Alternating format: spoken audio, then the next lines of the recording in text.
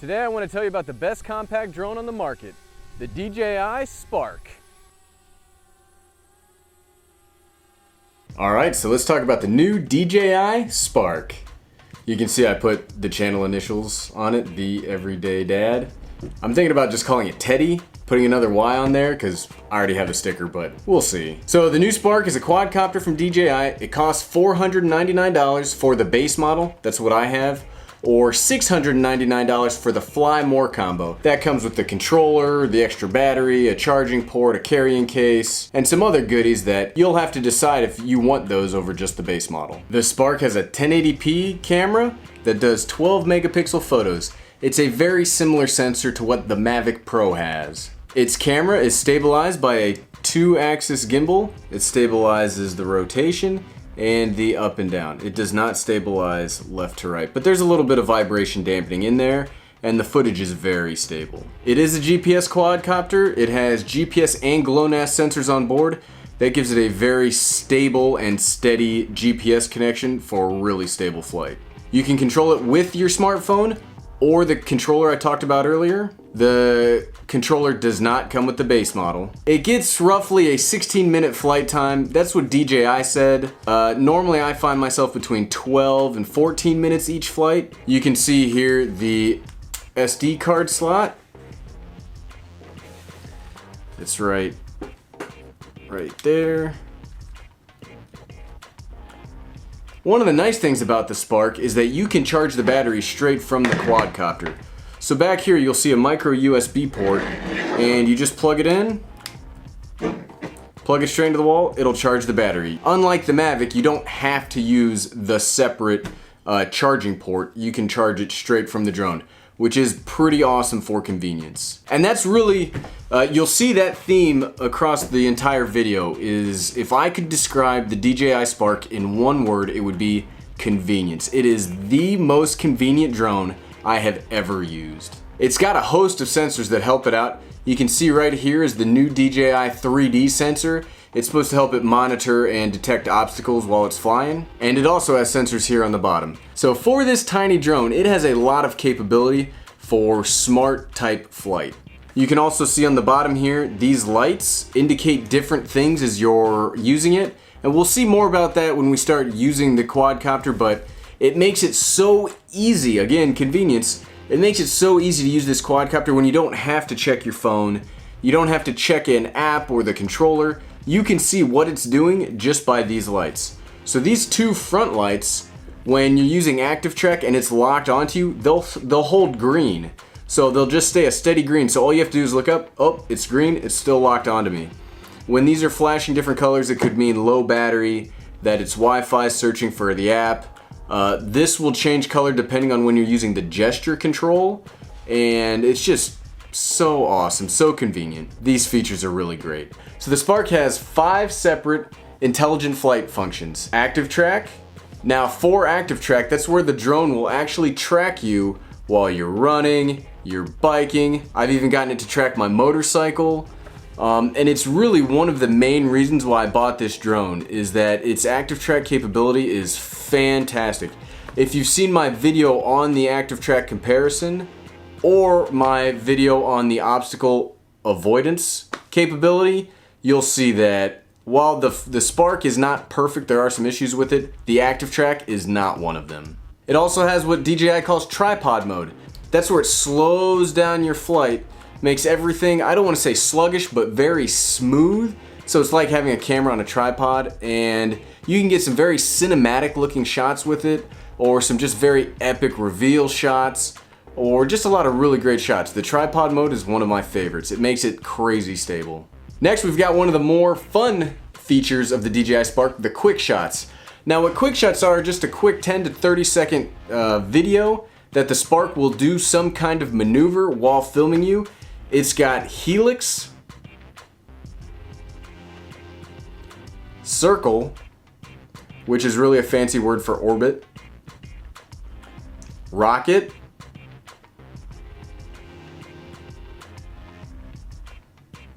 and droney. And what these are supposed to do, they're just supposed to be fun little things where you can get together and easily capture a quick video that you can then upload via the app to the internet. And they're a lot of fun. And the next intelligent flight function is gesture. That's where you can take the drone off from your hand. You can then use your hand to sync up with the camera. Then you can use your hand to move it, position it, bring it up or down. You can do this wave that'll move it out so that you can get a better picture. Now, unfortunately, I don't know if it's me, it's probably me, or the drone, but I can't get the wave to work very well. I've tried, I've gotten it to work once so far, so I'm looking forward to the firmware update where the wave works a little better. But for the gesture mode, the most valuable feature of gesture mode is the takeoff and the landing.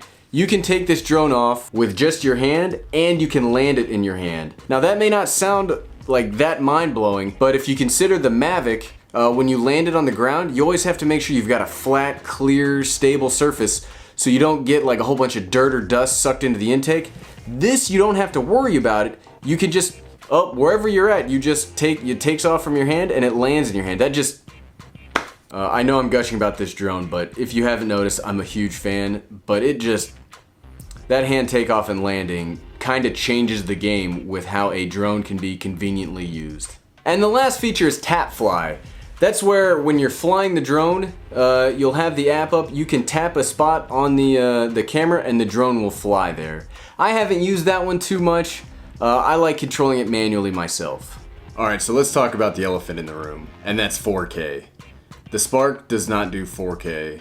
And apparently, according to the internet, that's the only thing that matters when it comes to drones, is their ability to do 4K. I think the image quality on the Spark is absolutely fantastic. It has a very stable image, even though it only has 2-axis stabilization. The footage is super stable. It's a very crisp image. The only thing I don't like about the Spark's image quality, and it's not really about the image quality, it's that the drone can only do 30 frames per second. There's no way to change it. It only does 1080p by 30 frames per second. Now that's not a problem necessarily for the drone. That's a problem when you're trying to edit footage with the drone. So if you see some Spark videos out there, the footage looks very jumpy. Heck, even my first video with the Spark versus Mavic Active Track, you can see the footage is very jumpy. Now the reason for that is that if you're going to use, so on my mirrorless camera, my G7, I like to film on 24 frames per second if I'm doing stuff like I'm in the office. So if you combine the 24 frames per second with the 30 frames per second, and you create your whole video to be in 24 frames per second, that does something to the Spark's video quality. It'll make it all jumpy. So if you're going to film with the Spark, you have to make the overall footage or the overall video in 30 frames per second. But besides that, I think it's great. I don't use 4K, I only use 1080p on all of my cameras, even though most of them are 4K capable. 1080p is great. I don't have the computer that can process 4K right now. So video quality, excellent. So let's talk about the other elephant in the room. And that elephant is a foldable quadcopter called the Mavic. So many elephants. But this is really the Spark's main competition. It's DJI's Mavic Pro. This is a 4K capable drone. It has 3-axis image stabilization, and it's fantastic. There's not a lot bad that I can say about this drone. It is, prior to the Spark, it was the most compact drone, and you can even see when it's folded up, it's roughly the same size as the Spark. The real difference is when it's open. You can see there, it's pretty big. And it's crazy stable, it's an awesome drone. I really don't have much bad things to say about it, other than it's not the Spark. But this is really what, if you're gonna compare the Spark, you have to compare it to the Mavic. So we're gonna run over really quick some pros and cons about both of these drones. So the Mavic really has 3 things over the Spark that I consider to be the best that it can do. One is the 4K image. Yeah, I've seen some 4K image on the Mavic. It looks amazing. I can't tell you that the Mavic's a bad drone, because it's not a bad drone. It's just in whatever your application is will determine if the Spark's right for you. Number 2 is the gimbal. It has an extra axis of stabilization over the Spark. The footage looks super stable. Even in the wind, Mavic footage looks really stable and awesome. And number 3, battery life. Like I said earlier, DJI says the Spark gets a 16-minute flight time. I've only gotten around 12 to 14 per each flight. The Mavic, however, gets about 23 to 24 minutes of flight time, which just blows the Spark out of the water. I mean, that just lets you get so much more done. Because the way I use drones, I don't use them to just have a steady shot forever, like I'm using on the camera right now. I use them for quick bursts to get little segment of footage. And that extra 10 minutes may not sound like a lot, but when you use a drone like that, that can add up to like a whole nother like hour, hour and a half of filming. Now the things that I like about the Spark more than I like about the Mavic. You heard me talk about this earlier, convenience. This is, bar none, the most convenient drone I've ever used. It has a very small, nothing to filming timeline. It takes almost no time to get it up from your hand, connect it to the app, start shooting footage, or have it active track you in like 30 seconds, I think was my time. A plus that I haven't heard anybody else really talk about is this thing looks like a toy. And that may upset some of the more drone purists out there. They want their drones to look like serious drones. The truth of the matter is the general public is kind of weary of drones right now. And when you have something big, giant, super professional looking like the Mavic, people are intimidated by that. If you try flying it around, people may not openly be hostile towards you, but they're gonna be concerned about what you're doing. Now, when it comes to the Spark, it looks like a toy. Nobody bats an eye when you're flying this thing because it just looks like a little toy that somebody's playing around with. It looks like one of those $30 quadcopters you can get on Amazon. I mean, it's not, it's amazing, but that's one of the major benefits is nobody cares that you're flying this because they think it's a toy. And that just opens up a whole nother realm of possibilities of filming. Another major benefit is the active track. Yes, the Mavic has active track, but the Spark's active track I think works better and it's easier to tell when it's following you. So I said this earlier, but these lock green, like they will stay steady green when they're locked onto you, and that's how you know it's ready to track you. The Mavic, you can't tell until it's not following you. It either follows you or doesn't follow you. There's no way to tell. Because the way I use it, if I'm on like my mountain bike, I'm not gonna have my phone right in front of me or the controller right in front of me going, oh, yep, it's working. All right, let's go. Quickly set it all up, put the phone in a pocket, and then I let it go to do what it's gonna do. And the Spark works way better for that. Something that I really like about the gimbal on this drone is even though it's 2-axis, it just feels more robust. Like this feels sturdy. Like I'm not concerned that I'm gonna break this. When I'm using the Mavic's gimbal always just makes me nervous that I'm gonna break it. I mean, that's how you get the super stable footage, is having it released like that, but I'm not comfortable just throwing this in a bag and ready to go. I will throw this in a bag because I feel like that gimbal can stand it. I don't think this gimbal can stand it. I'm even putting this back on right now for the rest of the video. And another awesome positive about the Spark that I haven't heard a lot of people talk about is there are things you can buy to turn the Mavic into a handheld stable camera. So you don't have to buy like a gimbal for your camera. You can just like buy this handle for the Mavic and use it as a stable camera. But with the Spark, you don't need to buy anything else. You can just hold this and turn on start recording without turning on the props, and you can use this as a steady cam straight from your hand. As much as I love the Spark, it's not perfect. Let's talk about some cons that the Spark has over the Mavic. So something that I found that I really don't like about the Spark is if you fly it and then you want to charge it because you need to charge it more often because it doesn't have a very long flight time. If this is heated up at all, it will not charge. You'll get an error where the back LED just blinks once and it won't charge. And you'll have to wait 10-15 minutes for it to cool off a little bit before you can charge it. And that's just frustrating to me because it already has such a short battery life. When I'm done, I just want to charge it again and get back into it. But you gotta wait for it to cool off before you can charge it, and I'm not a big fan of that. Another part about charging is it takes about an hour that I've seen to charge this battery. An hour charge time versus 16 minutes of flight, that seems a bit off to me. You'll definitely need to get at least one more battery if you're gonna get the Spark. I think they're still working through some glitches when it comes to the app for the Spark. I've had it crash on me more than a few times while using it. Thankfully, when the app crashes, the Spark just starts hovering, and if you have it filming, it will continue to film. It doesn't stop just because it loses connection to the app. But it's kind of a pain to have to need to reconnect the app when it crashes at least once every other flight. So I'm sure a firmware update will fix that, but as of right now, there's some stability issues when it comes to the app. Now, if you've seen my other video, so I have a lot of videos about the Spark because I'm a huge fan of it, and I want to share that love and passion with everybody else. But if you saw my video about the obstacle avoidance on the Spark, I've had a lot of comments telling me, well, it still stops, so that's avoidance, and it only works for return to home for avoidance, and that's fine. That's totally okay if that's what it is.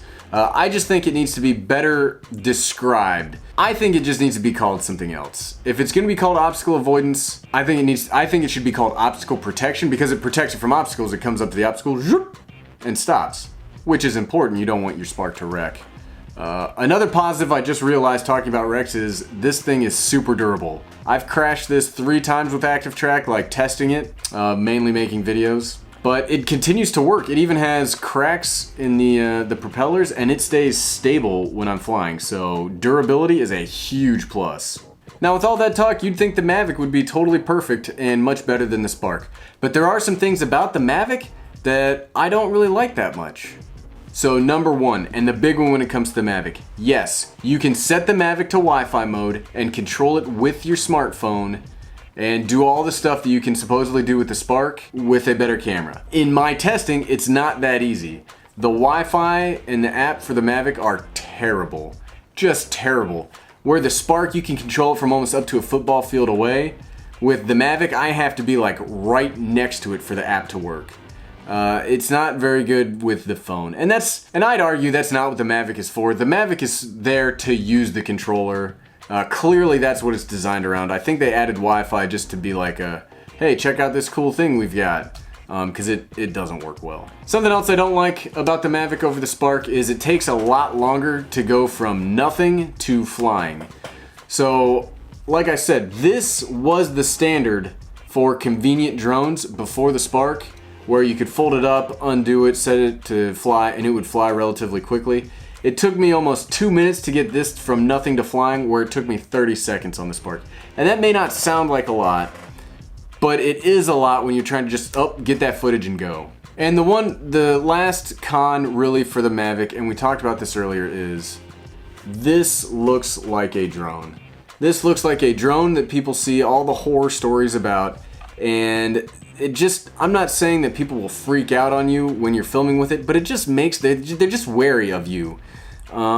It is intimidating for people that are not into drones, because it looks awesome, and I love how it looks. It looks so futuristic and super technical, and like it looks like it's from the future, but it really intimidates the general population, and I like that the Spark looks like a toy. I don't like how intimidating the Mavic looks. Now, these are all my own personal opinions. Nobody provided either of these drones to me. I bought them both myself.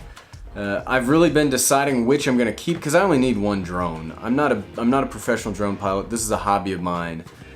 I've really been torn on which one I'm gonna keep, because I like functions of both drones. They're both amazing. I don't think you can be in one camp or the other camp, because they're both so good. And that's where DJI's kind of shooting themselves in the foot, is they're really the only game in town. Their biggest competition is themselves, which is great for us, might be a little rough on them. But which one am I gonna keep? Which drone? So I've had both of these now for 2 weeks. I've been playing with them both constantly. It's probably not a big surprise, seeing as how I've made 4 videos, 4 or 5. I've made a lot of videos on the Spark and none on the Mavic, except in comparison to the Spark. But I'm gonna be keeping the Spark. This does everything that I want a drone to do. This is the most convenient, durable, it's amazing. And something that I think of when I think of the Spark. DJI really markets the Spark as a first-time drone, or as somebody that's never flown a drone before. This is your entry into the drone world. And I think it's great for that. But what I really think the Spark excels at is it is an action camera that flies. I am a big fan of action cameras. That's what the majority of my footage comes on. They're just so simple, convenient. The new Sony FDR X3000 has image stabilization. This has image stabilization. It is a flying action camera, and that's what I love about it so much. There's no thought. You don't have to think about getting the footage. You just send it up, have it track you, and then just go. You don't have to worry about it. The Mavic I have to worry about for a lot of things. One, it's twice as expensive. So if I'm gonna be taking it on the trails, I'm worried about it breaking. This, I'm not as worried about it breaking. Yeah, I'm gonna be selling the Mavic. So which one should you get? It really depends on your application.